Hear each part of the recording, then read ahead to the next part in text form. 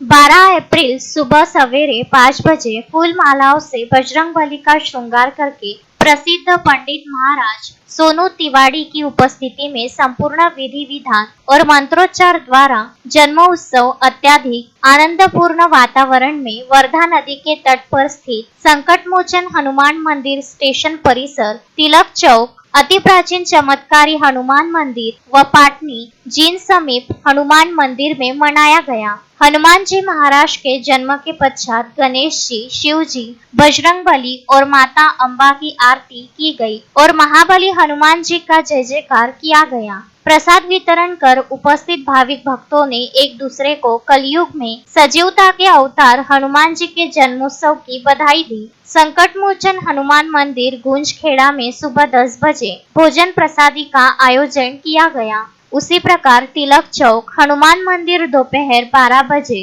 और पाटनी जीन समीप हनुमान मंदिर में शाम 7 बजे प्रति वर्षानुसार इस वर्ष भी भव्य महाप्रसाद का आयोजन हनुमान मंदिर देखरेख समिति द्वारा किया गया है, जिसमें हजारों पुरुष व महिला भक्तों ने महाप्रसाद का आनंद लिया।